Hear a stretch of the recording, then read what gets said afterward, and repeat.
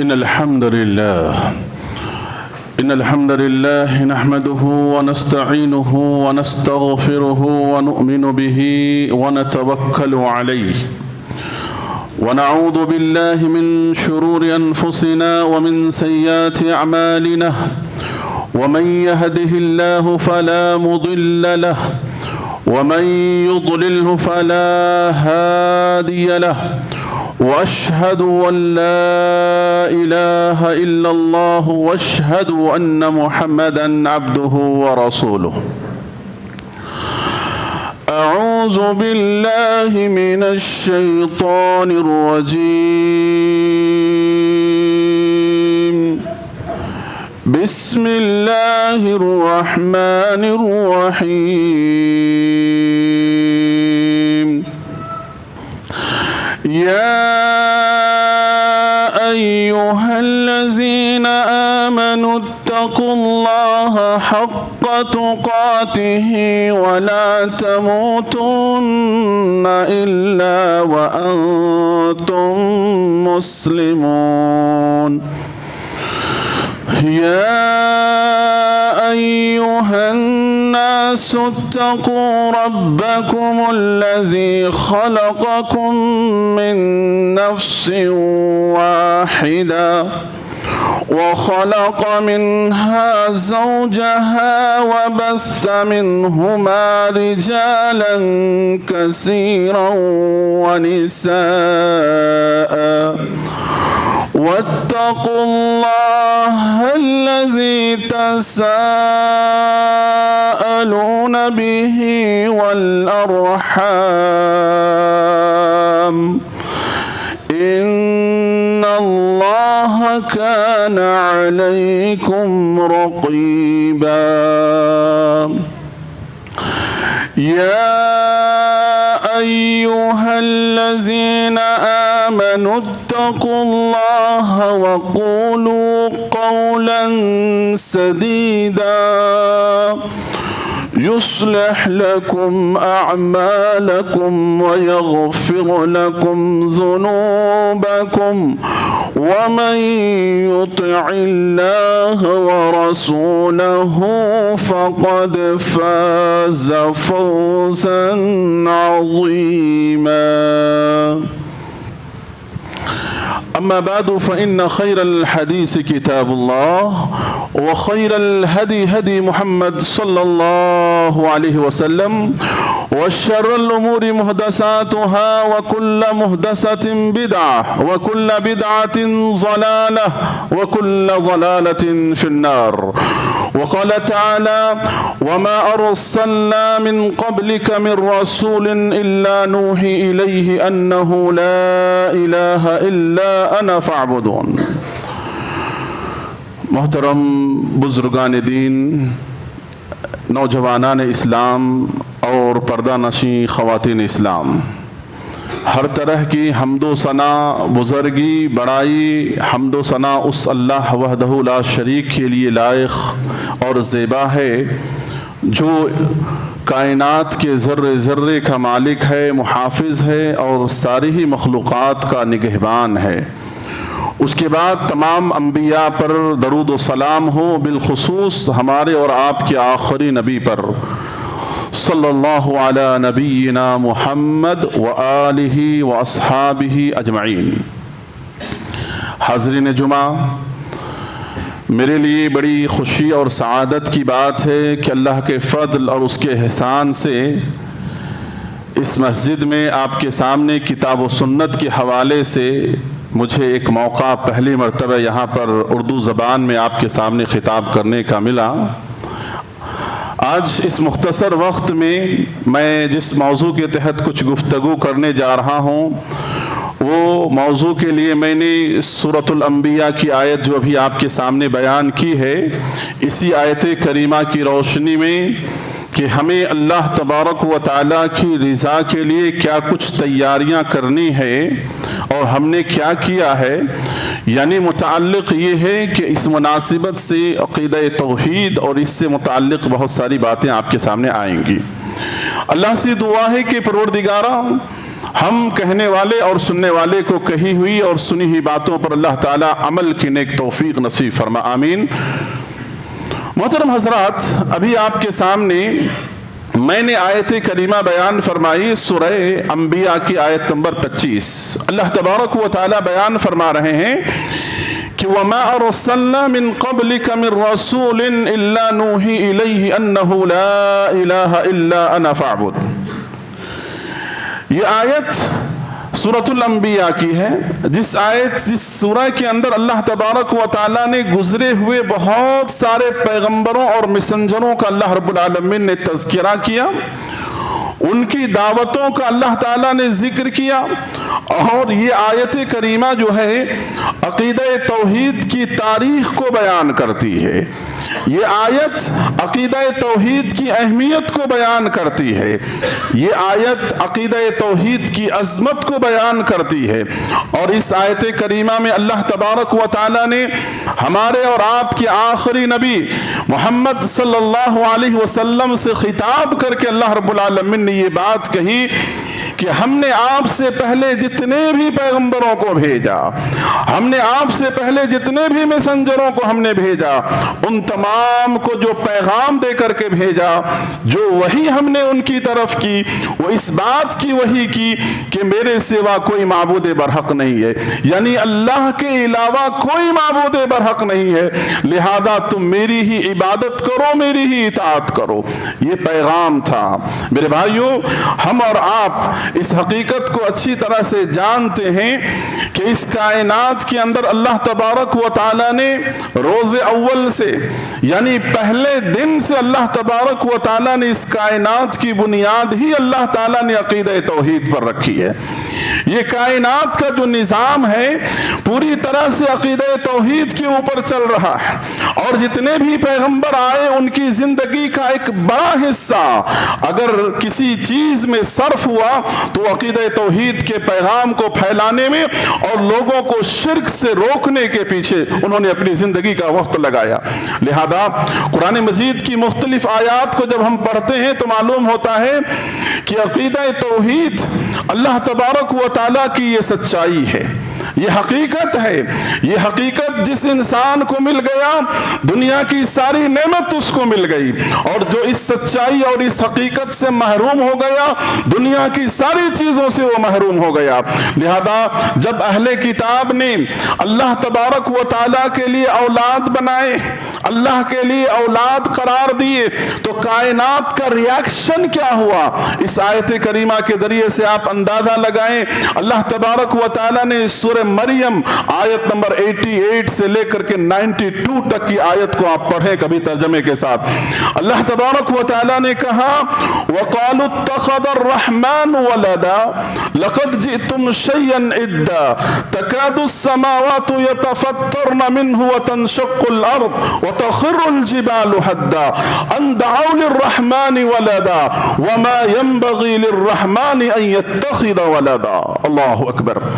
اللہ تبارک و تعالیٰ نے اس آیت کریمہ کے اندر بیان فرمایا، اہل کتاب کو لعنت اور فٹکار دیتے ہوئے اللہ رب العالمین نے کہا کہ کیسی شرمناک باتیں تم کر رہے ہو، اللہ کے لیے اولاد بنا رہے ہو۔ آپ کو معلوم ہونی چاہیے کہ یہ کرسچن حضرت عیسیٰ کو اللہ کا بیٹا قرار دیتے ہیں، یہ یہودی عزیر علیہ السلام کو اللہ کا بیٹا قرار دیتے ہیں۔ تو کہا قرآن نے کتنی شرمناک بات تم نے کہی ہے، تمہاری زبان سے جو نکلی ہوئی بات ہے یاد رکھو، اس جملے کی وجہ سے، اس بات کی وجہ سے قریب ہے کہ آسمان تمہارے اوپر گر پڑے، آسمان پھٹ پڑے، زمین شک ہو جائے، زمین پھٹ جائے، اور یہ پہاڑ جو ہے ریزے ریزے ہو جائے۔ تم نے جو بات کہی ہے اتنی گھٹیا اور گھناؤنی بات، یاد رکھو کہ تم نے رحمان کے لیے اولاد قرار دی ہے۔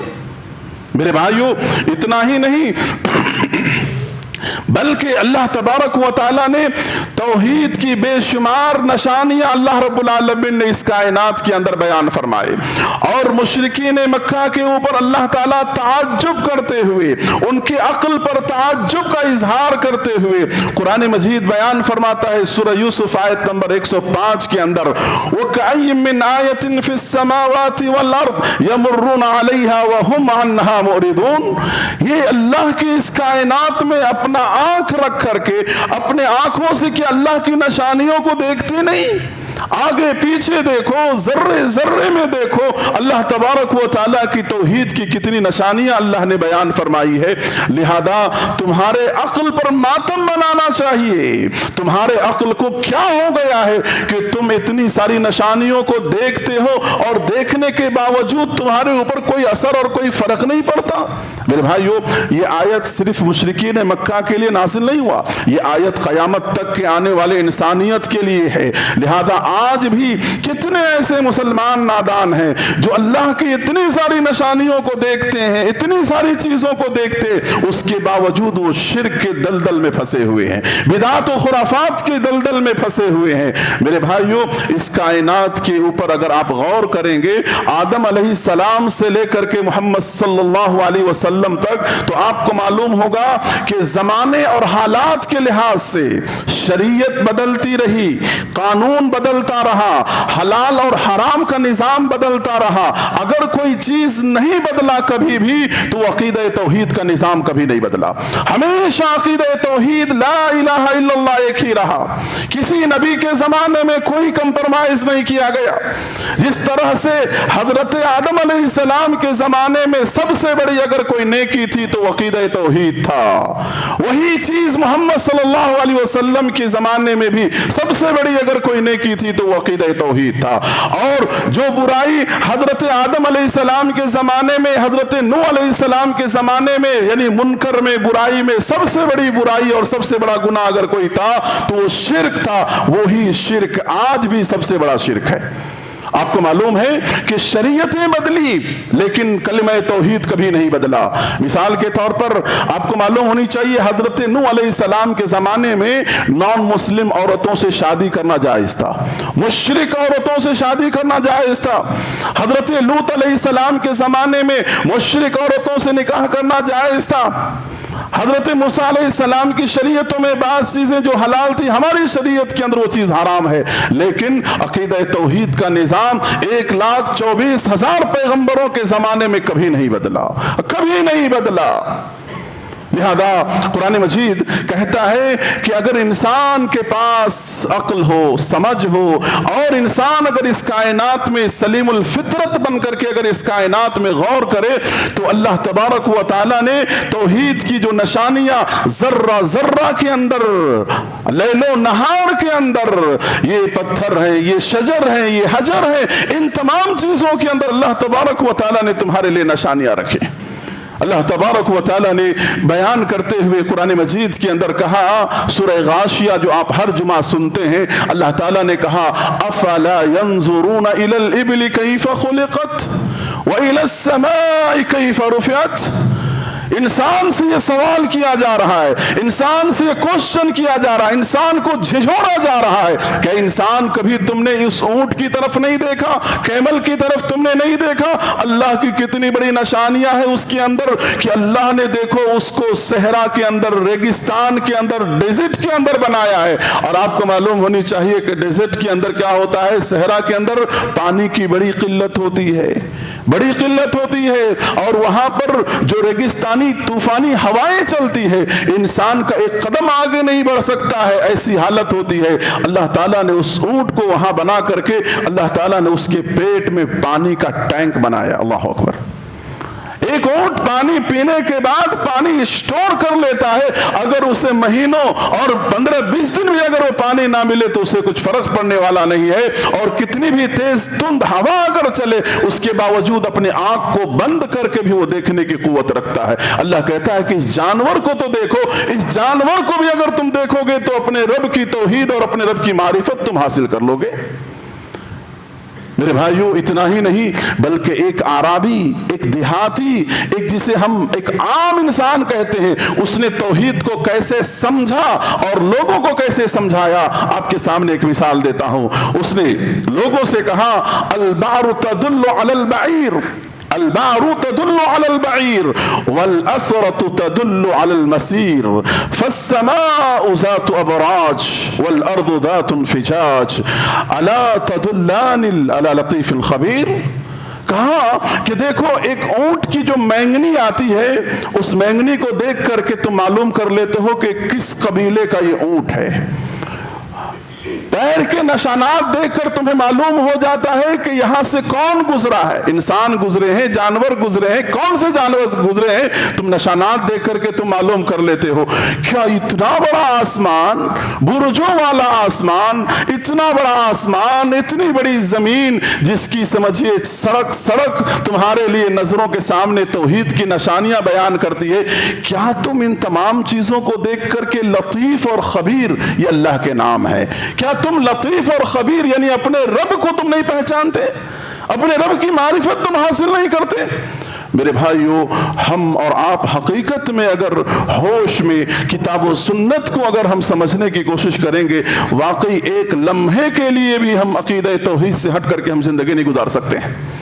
ہمارے سامنے بے شمار آپ کی دلائل اور روشنی اللہ رب العالمین نے بیان فرمائی ہے، لہذا پوری قرآن کے اندر پوری قرآن کو آپ پڑھیں، سب سے زیادہ جس کے لیے دلیل اللہ نے بیان کیا ہے، پروف اللہ رب العالمین نے جو بیان کیا ہے، وہ عقیدہ توحید کے لیے، عقیدہ توحید کی عظمت اور عقیدہ توحید کے لیے۔ لہذا حضرت ابی بن کعب کا ایک واقعہ ہے صحیح حدیث کے اندر کہ ایک مرتبہ نبی کریم صلی اللہ علیہ وسلم نے ابی بن کعب رضی اللہ عنہ، بڑے صحابہ میں ان کا شمار ہوتا ہے، ابی بن کعب رضی اللہ عنہ سے نبی کریم صلی اللہ علیہ وسلم نے ایک مرتبہ سوال کیا کہ ابی بتاؤ کہ قرآن مجید کے اندر سب سے عظیم آیت کون سی ہے؟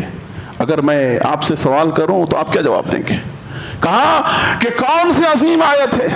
آپ کو معلوم ہونی چاہیے بڑا مشکل سوال ہے، مشکل اس لحاظ سے ہے کہ قرآن مجید کے اندر تقریباً 6000 سے زائد 6000 سے زائد آیتیں ہیں، اور ان آیتوں میں سے ایک آیت کا سلیکشن کرنا ہے، ایک آیت کو سلیکٹ کر کے بتانا ہے۔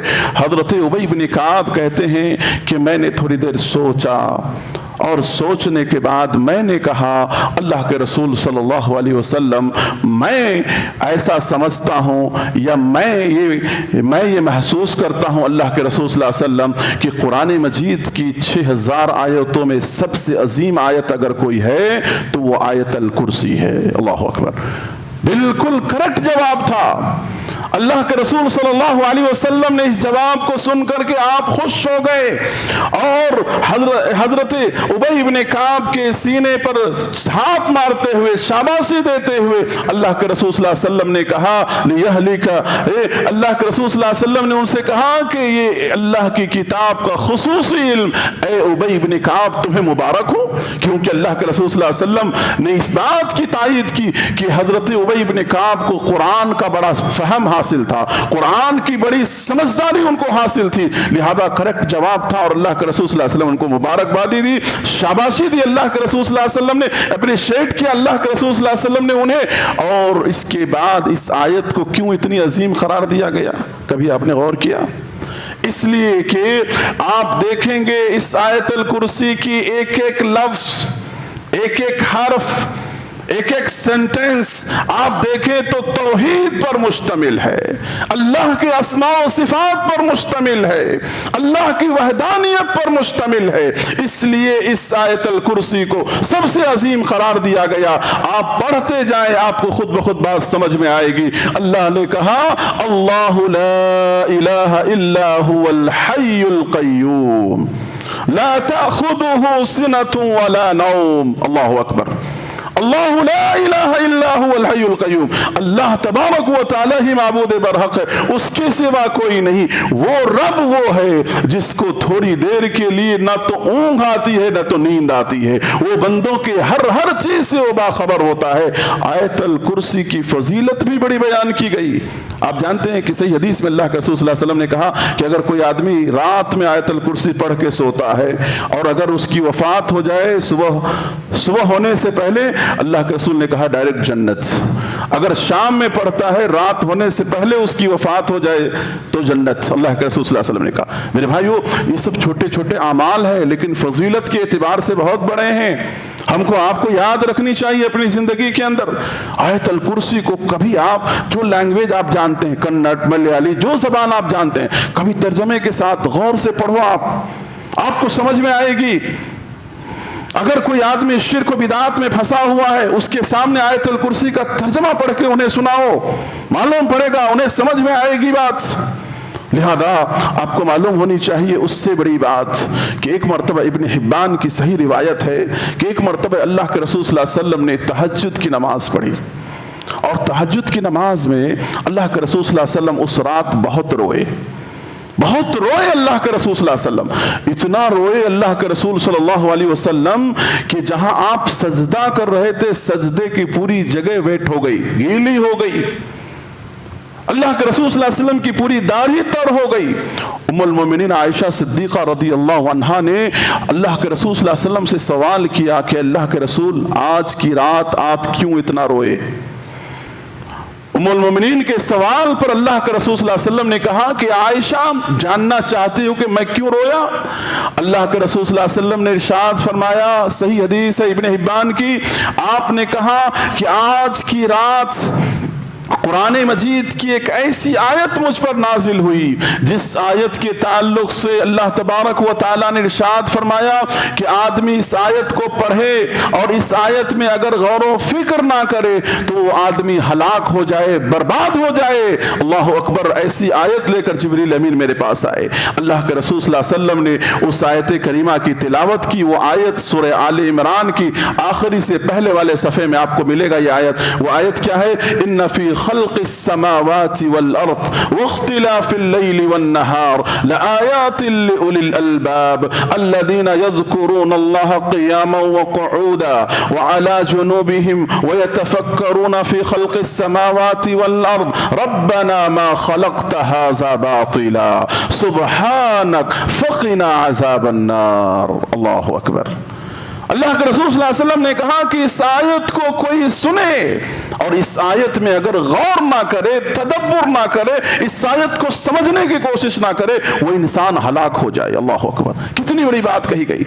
आयत का तर्जमा क्या है? आयत का तर्जमा यह है कि यकीनन आसमान और ज़मीन की तख्लीक में, इसकी बनावट में इंसानों के लिए बड़ी निशानियां अल्लाह ने रखी है। ये रात और दिन के आने जाने में अल्लाह ने बड़ी निशानी रखी है। किन लोगों के लिए? उन लोगों के लिए जो अक्लमंद है। उलुल अलबाब कहते हैं अक्लमंद लोगों को, दानिशमंद लोगों को। फिर अल्लाह ताला ने कहा कि ये वो लोग हैं जो अल्लाह का जिक्र करते हैं, उठते हुए, बैठते हुए, अपने हर पहलू बदलते हुए अल्लाह रब्बुल आलमीन का जिक्र करते हैं। कायनात के आसमान और जमीन की इन तमाम चीजों को देखने के बाद क्या कहते हैं? रब्बना मा खलक़्त हाज़ा बातिला। ऐ मेरे परवरदिगारा, तूने कायनात की किसी भी चीज को बेकार नहीं पैदा किया। कायनात की हर चीज को एक मकसद के तहत अल्लाह तूने पैदा किया है। और जब तूने सब चीज को एक मकसद के तहत पैदा किया है तो जाहिर सी बात है कि कयामत भी कायम होगी, जजा और सजा का दिन भी आएगा, जन्नत और जहन्नम भी कायम होगी। अल्लाह मैं तुझसे पनाह चाहता हूं। कहा गया सुब्हानक फ़क़िना अज़ाबन नार। अल्लाह तेरी जात पाक है। अल्लाह अज़ाब जहन्नम से, अज़ाब नार से अल्लाह हमारी हिफाजत करना।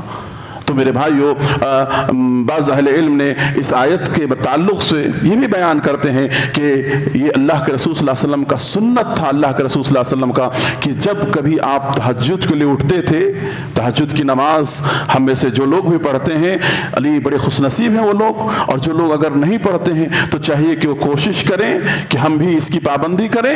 کبھی کبھار اگر کوتاہی ہو جائے وہ ایک الگ مسئلہ ہے، لیکن کوشش کرنی چاہیے ہم کو اور آپ کو۔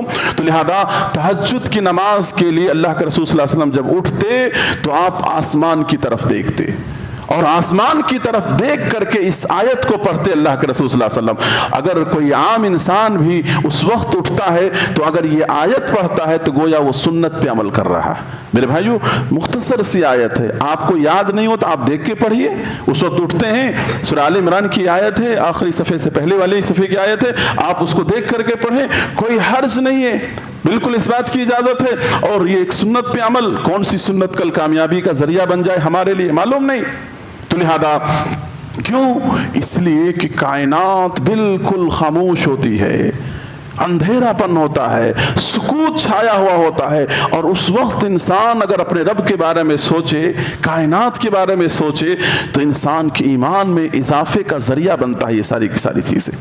لہذا اس مناسبت سے یہ بات کہی گئی میرے بھائیوں، یہ عقیدہ توحید کے تعلق سے جو آپ نے اس کے مسائل اور اس کی جو فضیلت تھی، یہ کچھ باتیں آپ نے سنی ہیں۔ آپ کو میں یہ بھی بتاتا چلوں، جب عقیدہ توحید کے تعلق سے اس کو تیاری کرنے کے لیے اور رب کے پاس کامیابی کے لیے سب سے بڑا ذریعہ یہی بتایا گیا، لہذا اس کے تعلق سے جب اتنے دلائل اور پروف دیے گئے ہیں تو اس کے تعلق سے بہت بڑی بڑی خوشخبری بھی سنائی گئی ہے۔ عقیدہ توحید کے تعلق سے بہت بڑی بڑی خوشخبریاں سنائی گئی ہیں، گڈ نیوز جسے کہا جاتا ہے۔ جس انسان کے پاس عقیدہ توحید ہے وہ دنیا کا سب سے بڑا کامیاب انسان ہے، جس کے پاس نہیں ہے تو سمجھو کچھ نہیں ہے اس کے پاس۔ لہذا آپ کو معلوم ہونی چاہیے کہ اس عقیدہ توحید کی بنیاد پر کل اللہ تعالیٰ بڑے بڑے گناہ گاروں کو اللہ رب العالمین معاف کرے گا، بڑے بڑے سیاہ کاروں کو اللہ رب العالمین معاف فرمائے گا اللہ رب العالمین، اور اس کلمہ توحید کی بنیاد پر اللہ تبارک و تعالیٰ کتنے گنہگاروں کو پاک کر کے اللہ جنت کے اندر داخل کرے گا۔ اور یہ خوشخبری صرف نیک لوگوں کے لیے، متقیوں کے لیے، زاہدوں کے لیے، عابدوں کے لیے نہیں، بلکہ امت کے ہر فرد کے لیے ہے۔ لہذا وہ حدیث آپ نے بارہا سنی ہوگی، حدیث بطاقہ جس کو کہا جاتا ہے، چیٹی والی حدیث، یعنی حدیث بطاقہ۔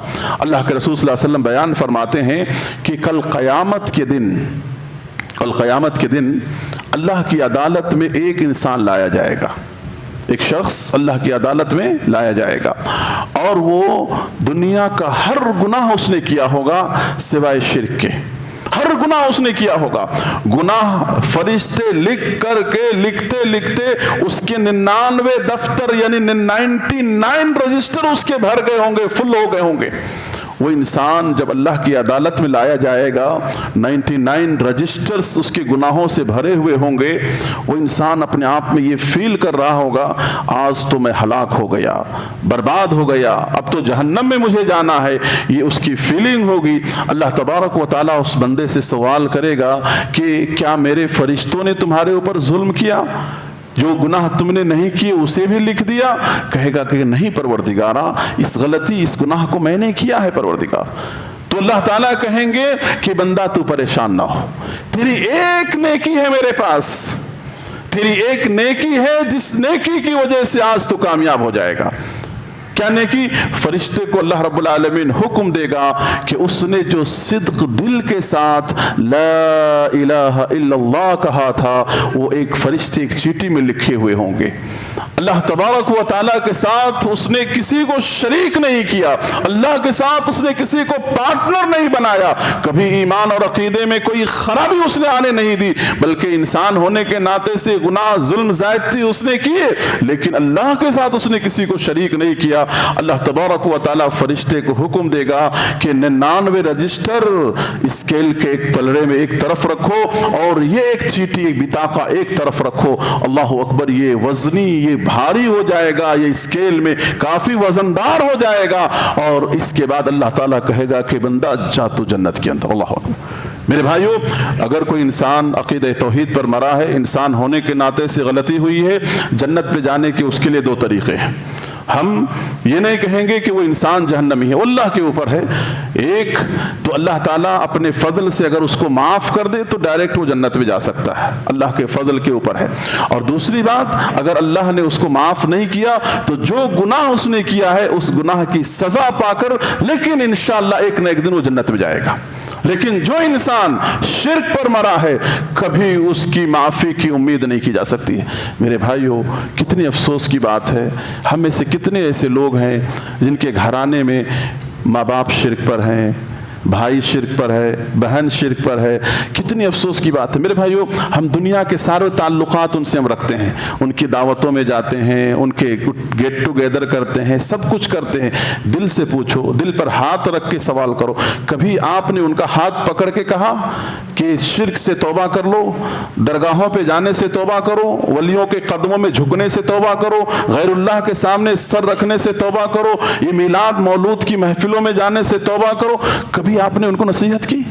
میرے بھائیوں، واللہ آپ ان کا ہاتھ پکڑ کر کے رو کر کے ان کے سامنے کہو، اگر آپ شرک پر مرو گے میرے بھائی، میری بہن، میری فلاں، واللہ آپ کے مرنے کے بعد میں آپ کے حق میں دعا بھی نہیں کر سکتا ہوں۔ کیوں؟ اللہ نے منع کر دیا۔ جب ابراہیم علیہ السلام کو منع کر دیا کہ آپ کے باپ کے حق میں، کیونکہ وہ شرک کی حالت میں مرے، دعا نہیں کر سکتے ہیں مغفرت کی، تو ہم اور آپ کون ہوتے ہیں؟ تو کہیں آپ ان سے، اگر آپ چاہتے ہو کہ مرنے کے بعد میں آپ کے لیے دعا کروں، آپ میرے دعا کے مستحق بنے، تو اللہ کے لیے توبہ کر لو، اللہ کے لیے ان تعویذوں کو نکال کے پھینک دو، اللہ کے لیے ان دھاگوں کو پھینک دو، اللہ کے لیے اللہ پر بھروسہ کرو اور عقیدہ توحید میں اپنے آپ کو پاک اور صاف کر لو۔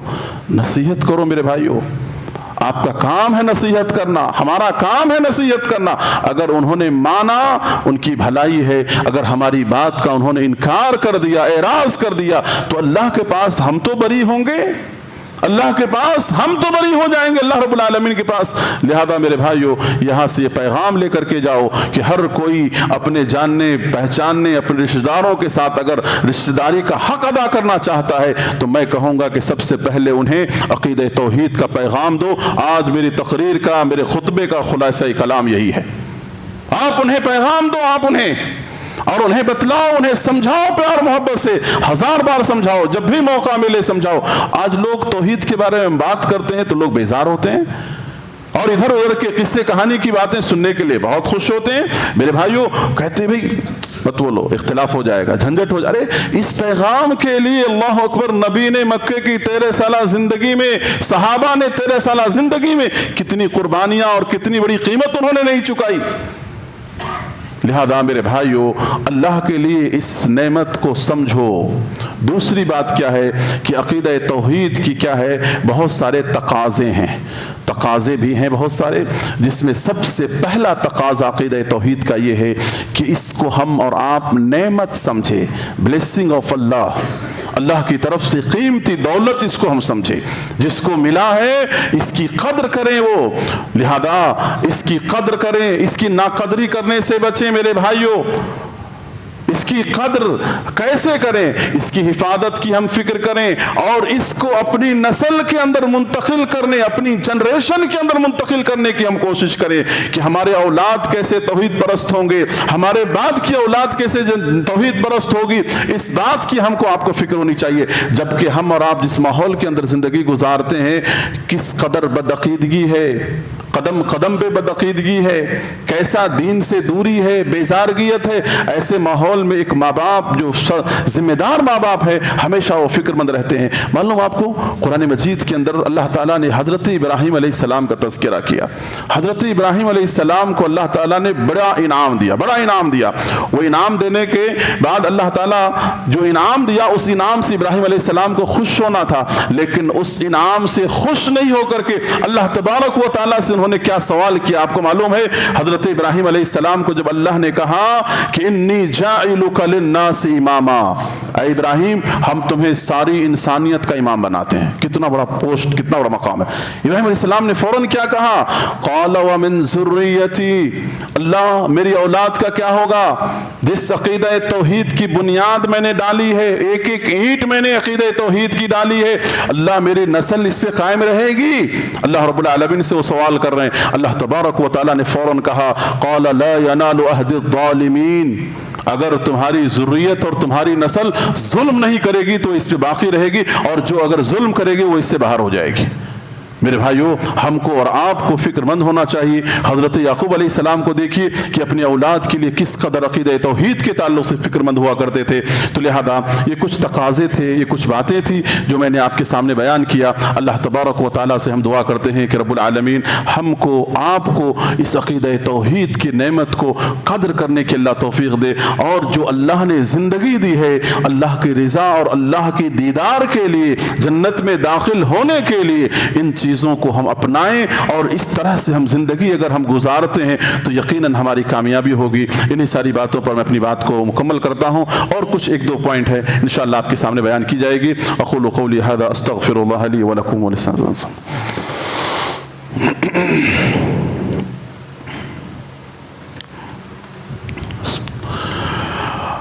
الحمد لله رب العالمين والعاقبة للمتقين والصلاة والسلام على رسوله الكريم اما بعد. محترم حضرات، ایک دو بات اپنی بات مکمل کروں گا کیونکہ وقت مکمل ہونے کو ہے. عقیدہ توحید کے تعلق سے آپ نے اتنی ساری باتیں سنی، اور یہ کتاب و سنت کے حوالے سے بارہا لوگوں کے سامنے بیان ہونے والی ٹاپک اور بات ہے، اور کتاب و سنت میں بار بار اس کو ذکر کرنے کی تعلیم بھی دی گئی ہے. لہذا عقیدہ توحید کا تقاضا ایک یہ بھی ہے کہ ہم خالق کا حق، یعنی جس نے ہم کو پیدا کیا اللہ تبارک و تعالی، ہم خالق کا حق اس وقت تک ادا نہیں کر سکتے ہیں جب تک مخلوق یعنی انسانوں کے ساتھ حسن سلوک کریں. سمجھ رہے بات؟ ایک آدمی توحید پرست ہے، موحد ہے، لیکن لوگوں کے ساتھ اس کا زبان صحیح نہیں، معاملہ صحیح نہیں، لوگوں کے ساتھ احسان نہیں، لوگوں کے ساتھ کبھی بھی گندی زبان استعمال کرتا ہے، ظلم کرتا ہے، وہ انسان کا جو حق ادا نہیں کرے وہ خالق کا بھی حق ادا نہیں کر سکتا ہے. لہذا ایک موحد شخص، ایک توحید پرست شخص کبھی بھی مخلوق کے ساتھ غلط کام نہیں کرتا ہے، وہ اپنے آپ کی حفاظت کرتا ہے. لہذا آپ جب قرآن اور حدیث کو جب پڑھیں گے تو آپ کو معلوم ہوگا کہ جتنی بھی عبادتیں ہیں ان ساری عبادتوں کو خدمت خلق سے جوڑا گیا ہے. ساری عبادتوں کو، مثال کے طور پر کوئی آدمی روزہ نہیں رکھ سکتا رمضان کا، بیمار ہے یا ایسا مریض ہے جو دوبارہ اس کی شفا یاب ہونے کی یا زندگی بھر کی بیماری ہے، روزہ نہیں رکھ سکتا. اس کی طرف سے جو فدیہ ہے وہ کیا ہے؟ غریب کو کھانا کھلانا. آپ کو معلوم ہے اس عبادت کے بدلے میں حج میں کوئی غلطی ہو جاتی ہے، اس کے بدلے میں کیا ہے؟ جانور ذبح کر کے گوشت غریبوں کو کھلانا. یہ کیا چیز ہے؟ عبادتوں کو دیکھیے کیسے جوڑا گیا خدمت خلق سے. اور اس سے بڑی بات، اللہ کے رسول صلی اللہ علیہ وسلم نماز پڑھاتے تھے، نماز پڑھانے کے بعد اللہ کے رسول صلی اللہ علیہ وسلم جب سلام پھیرتے تو سلام پھیرنے کے بعد اللہ کے رسول فوراً پلٹتے تھے اپنے مصلی پر، اور آپ کا رخ کیسے ہوتا تھا؟ عوام کی طرف ہوتا تھا، پبلک کی طرف آپ کی نگاہ ہوتی تھی. کیوں؟ اس کی وجہ کیا ہے؟ اس کی وجہ یہ ہے کہ اللہ کے رسول صلی اللہ علیہ وسلم نماز کے بعد دیکھتے تھے کہ کون نماز میں آیا ہے اور کون نہیں آیا ہے. آپ کو معلوم ہوتا کہ فلاں صحابی نہیں آئے ہیں، آپ معلوم کرتے کیوں نہیں آئے. معلوم ہوتا کہ اگر وہ بیمار ہیں یا کسی پریشانی میں ہیں، گھر جاتے، اس کا وزٹ کرتے، اس کی زیارت کرتے، اور جو کچھ ہوتا اللہ کے رسول صلی اللہ علیہ وسلم کرتے. میرے بھائیو دیکھو ہماری ساری عبادتوں کو خدمت خلق سے جوڑا گیا. خدمت خلق اور احسان کی اگر بات آتی ہے تو مذہب کا بھی کوئی پاس و لحاظ نہیں. اگر ایک مسلمان بھوکا اگر آپ اس کو کھلاتے ہیں، اگر ایک مسلمان پیاسا اگر آپ اس کو پلاتے ہیں، اگر ایک مسلمان ننگا اگر آپ اس کو پہناتے ہیں، جو ثواب آپ کے لیے ہے وہی ثواب اگر آپ کسی نان مسلم، چاہے ہندو ہو، کرسچن ہو، کسی بھی مذہب سے تعلق رکھنے والا ہو، بھوکا ہوتا ہے، انسانیت ہوتی ہے، اگر آپ اس کو بھی کھلاتے اور پلاتے ہیں تو وہی اجر و ثواب ہے جو ایک مسلمان کے ساتھ آپ نے معاملہ کیا۔ اللہ ایک حدیث صحیح مسلم کی ہے، اس کو سنا کر اپنی بات کو میں ختم کرتا ہوں، آخری بات ہے۔ ایک مرتبہ صحیح مسلم کی روایت ہے کہ ایک مرتبہ اللہ کے رسول صلی اللہ علیہ وسلم کے گھر یعنی ام المومنین کے پاس، حضرت عائشہ رضی اللہ عنہ کے پاس ایک غریب عورت آتی ہے۔ ذرا اس واقعے کو دھیان سے سنیے گا، یہ واقعہ انسانوں کو یعنی پوری طرح سے جھنجھوڑ دینے والا واقعہ ہے۔ حضرت عائشہ کے پاس آئی اور آنے کے بعد کہتی ہیں کہ ماں ام المومنین کو ساتھ میں 2 چھوٹی چھوٹی بچیاں ہوتی ہیں، بہت غریب ہوتی ہیں، کئی دن سے بھوکی ہوں، کھانے کے لیے کچھ دے دو۔ اللہ اکبر۔ حضرت عائشہ رضی اللہ عنہا نے گھر کو تلاشا، بہت تلاش کرنے کے بعد پورے گھر میں کیا ملا؟ 3 کھجور ملے، 3 ڈیٹس ملے۔ اللہ اکبر۔ یہ کس کا گھرانہ ہے؟ نبی کا گھر ہے۔ اللہ اکبر۔ نبی کے گھر میں اتنی تلاش کرنے کے بعد 3 کھجور ملا۔ سبحان اللہ، اللہ اکبر۔ حضرت عائشہ کہتی ہیں کہ میں نے انہیں دے دیا۔ اس ماں نے کیا کیا؟ ایک کھجور دونوں بچی کو دے دی اور ایک کھجور اپنے لیے رکھ لی۔ وہ بچی کھجور کھانے کے بعد پھر ماں سے مانگتی ہے کہ ماں وہ کھجور بھی مجھے دے دو۔ اللہ اکبر۔ ماں آخر ماں ہوتی ہے، اس نے اپنے حصے کا کھجور بھی اسے 2 ٹکڑے کر کے دونوں بچی میں بانٹ دی۔ اس واقعے کو اللہ کے رسول صلی اللہ علیہ وسلم کے پاس حضرت عائشہ رضی اللہ عنہا نے بیان کی۔ اللہ کے رسول صلی اللہ علیہ وسلم نے کہا کہ اللہ نے اس کے اوپر جہنم کی آگ کو حرام کر دیا۔ اللہ اکبر۔ یعنی جہنم سے وہ بری ہو گئی، وہ جہنم سے وہ پاک ہو۔ ایک ماں اگر اپنے بچوں کو کھلاتی ہے تو اتنا بڑا ثواب ہے۔ تو میرے بھائیو، آج انسانیت تڑپ رہی ہے۔ آج اگر ہم کسی انسان کے ساتھ انسانیت والا معاملہ کرتے ہیں تو کتنا بڑا ہمارے لیے اجر و ثواب ہے میرے بھائیو۔ لہذا میں باتیں اور بھی بہت ساری تھی اس موضوع سے متعلق، لیکن وقت کی مناسبت سے میں نے اتنی ساری باتیں رکھی۔ زندگی انشاءاللہ پھر کبھی موقع ہوا تو آپ کے سامنے باتیں رکھی جائے گی۔ اللہ تبارک و تعالیٰ سے میں دعا کرتا ہوں کہ رب العالمین جو بھی باتیں کہی گئی ہیں اللہ ان باتوں پہ ہمیں عمل کرنے کی توفیق دے، اور ہم میں سے جو ہمارے بھائی بدعات میں، شرک میں، خرافات میں ڈوبے ہوئے ہیں اللہ تعالیٰ انہیں عقیدہ توحید کی نعمت کو اپنانے کی اللہ توفیق دے۔ اسی طرح سے ہم میں سے جو لوگ بیمار ہیں اللہ انہیں شفاء عاجلہ کاملہ نصیب فرما، جو پریشان حال ہے اللہ ان کی پریشانیوں کو دور کر دے، جو وفات پا چکے ہیں اللہ ان کی مغفرت فرما، ان کے درجات کو بلند فرما دے، اور ہمارے قوم کے وہ نوجوان جو بے گناہ جیلوں میں پڑے ہوئے ہیں ہندوستان کے مختلف حصوں میں، اور ابھی قریب میں آپ نے دیکھا مختلف علاقوں میں جو ظلم و زیادتی حکومتی سطح پر ہو رہی ہے، اللہ تعالیٰ ان ظالموں کو اس کے انجام تک تو پہنچا۔ اللہم انصر اخواننا المسلمین فی کل مکان، اللہم اعز الاسلام والمسلمین، اللہم انصر اخواننا فی غزہ و فلسطین، اللہم انصر اخوان المسلمین فی کل مکان، اللہم اعز الاسلام والمسلمین واذل الشرک والمشرکین واذل الشرک والمشرکین۔ تو لہذا ان لوگوں کو بھی اپنی دعاؤں میں یاد رکھیں آپ۔ اور اخیر میں تمام کا شکر گزار ہوں۔ بارک اللہ فیک۔ ان الحمد للہ نحمده ونستعینه ونستغفره ونؤمن به ونتوکل علیہ ونعوذ باللہ من شرور انفسنا ومن سیئات اعمالنا ومن يهده الله فلا مضل له ومن يضلل فلا هادي له۔